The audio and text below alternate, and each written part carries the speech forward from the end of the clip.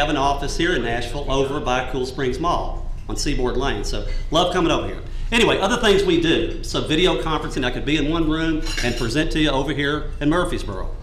Also distance learning. Anybody familiar with distance learning? Okay, some folks, where the instructor's in one location, like at MTSU, and the students are in a remote location, given access to all kinds of specialized courses and things of that nature.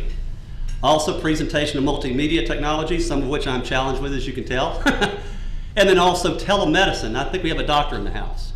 And we were talking about the fact of telemedicine, actually where you have the physician in one location and the patients in rural locations across the state of Tennessee, Alabama, Mississippi, all over the place, and treating them for pretty important things like ear, nose, throat, heart, dermatology, stroke, all those kind of things where people that can't get to the doctor or want to go to the doctor in person can visit over video. Pretty neat stuff. Very proud of that technology. But how did we get started? I think that's probably one of the more interesting things, I guess. I'd love to tell you a story that we got started because I was this brilliant engineer and had this epiphany about, hey, I'm going to come up with this great technology called video conferencing and reinvent the way people are going to meet and teach and provide health care. Well, that didn't exactly happen to me. Actually, the way I got started was I got fired from my job. And the wonderful part was, and motivation, I guess, in some sense, it was on my 39th birthday. And so he's laughing. Pretty fun thing. And I remember the shock of all that, and then sort of the dark humor, which was I go home after I'd gotten fired. My boss fired me at lunchtime, which was interesting, kind of like the Jerry Maguire thing. Thought I was going to go nuts, so he did it in a public place. And anyway, so I go home, and I'm pretty shocked and pretty upset and everything. I go by the mailbox, and I open up the mail, and I got a birthday card from the guy that just fired me. How about that? A little tough, right? So that's how I got started in my business. I got fired. And so it was an interesting time. I decided at that point corporate life wasn't for me. I had to take the plunge. Folks, here's some interesting things about taking the plunge. How many people in here own their own business? A lot of people. God bless you, right? Did you know the facts before you started your business? I'll bet you none of us really looked at those facts, did we? Because look at these facts and statistics. 627,200 new businesses launched in 2008.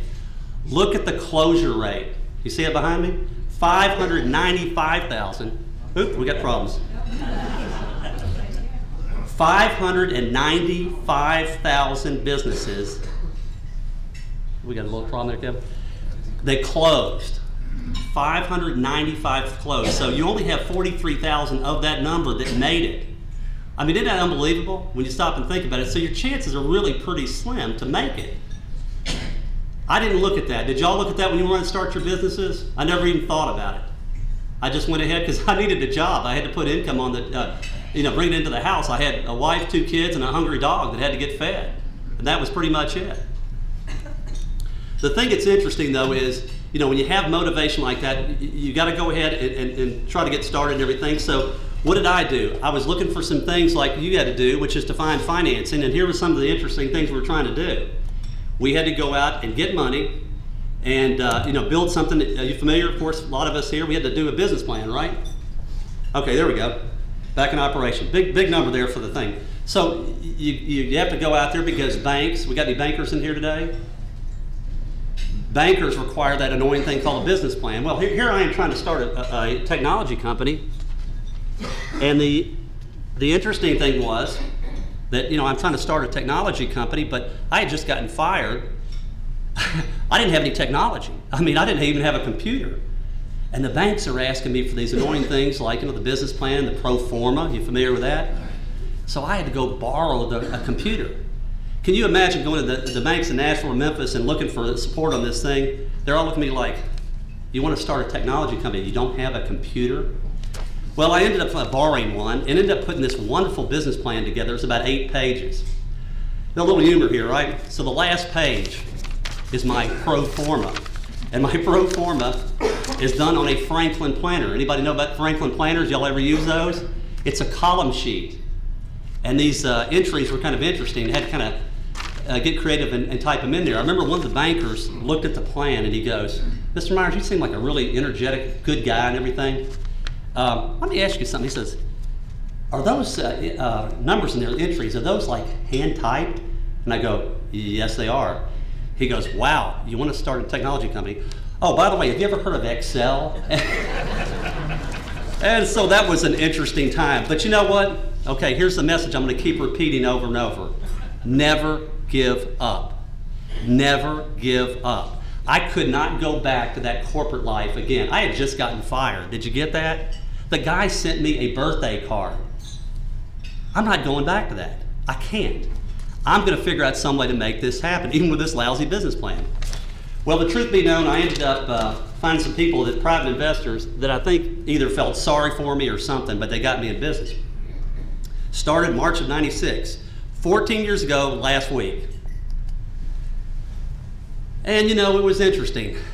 Starting a business, y'all have done that. You know what I'm talking about, those first few months. Isn't it scary? People that raise their hand, isn't it scary to start that business? Those first few months, you feel the risk, you feel the stress, you feel everything. We felt all that. 3 months into the relationship with the private investors, they turned around and they said, yeah, we really don't think we can continue to fund you anymore. You know, you're not really moving fast enough with the business or whatever. And so sorry. So we're back to square one. Never give up. I just hired an engineer at that point who lived in Kentucky, talked to him about a Hail Mary pass. Can you help me? Any thoughts? He said, yeah, my dad. He's got a friend at the bank, and he may be able to pull this thing off. God bless him. He did, they did, we did.